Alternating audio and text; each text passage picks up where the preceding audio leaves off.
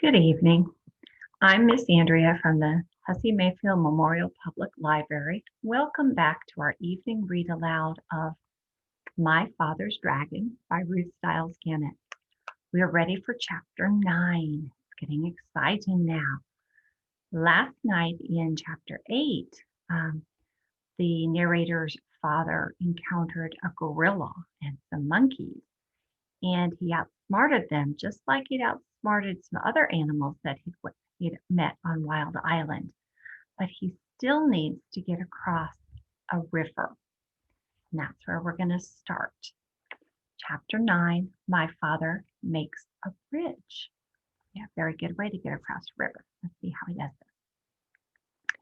My father walked back and forth along the bank, trying to think of some way to cross the river.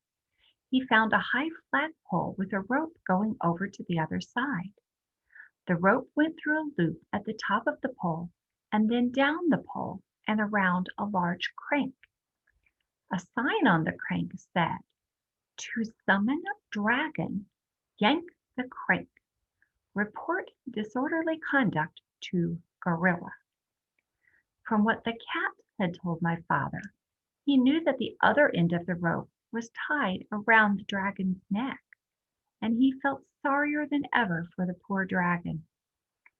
If he were on this side, the gorilla would twist his wings until it hurt so much that he'd have to fly to the other side. If he were on the other side, the gorilla would crank the rope until the dragon would either choke to death or fly back to this side. What a life for a baby dragon! My father knew that if he called to the dragon to come across the river, the gorilla would surely hear him. So he thought about climbing the pole and going across on the rope. The pole was very high, and even if he could get to the top without being seen, he'd have to go all the way across, hand over hand. The river was very muddy, and all sorts of unfriendly things might live in it, but my father could think of no other way to get across.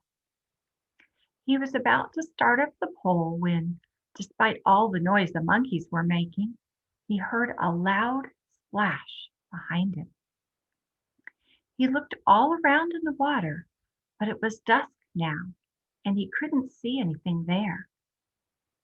"It's me, Crocodile," said a voice to the left.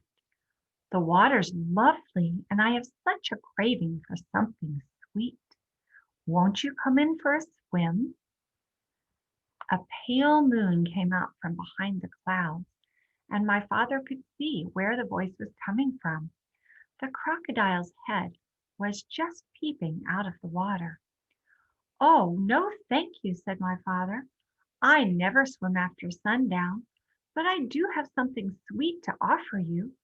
Perhaps you'd like a lollipop, and perhaps you have friends who would like lollipops too." There's a picture of the crocodile poking his head up out of the water. That's something pretty scary.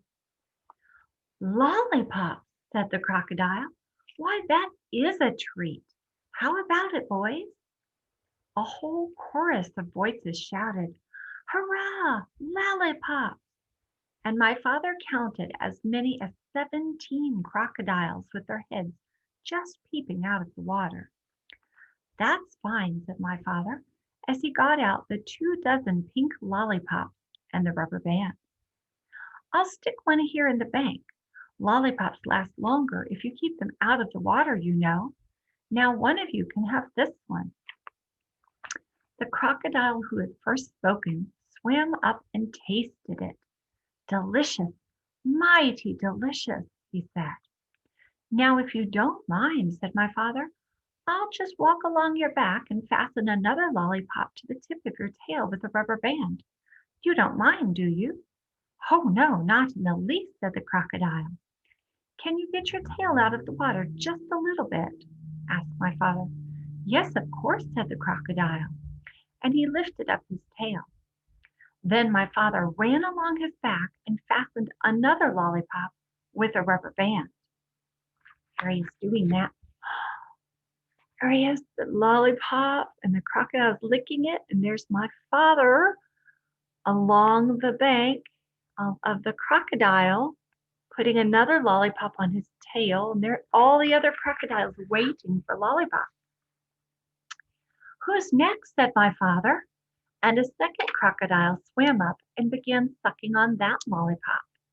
"Now, you gentlemen can save a lot of time if you just line up across the river," said my father, "and I'll be along to give you each a lollipop." So the crocodiles lined up right across the river with their tails in the air, waiting for my father to fasten on the rest of the lollipops. The tail of the 17th crocodile just reached the other bank. I think the narrator's father is pretty smart. He's just made a bridge across the river out of what? Crocodiles. I wouldn't like to walk on that bridge, but he's also very brave. Now we will see what happens next tomorrow evening in chapter 10. Thanks for joining us. Good night.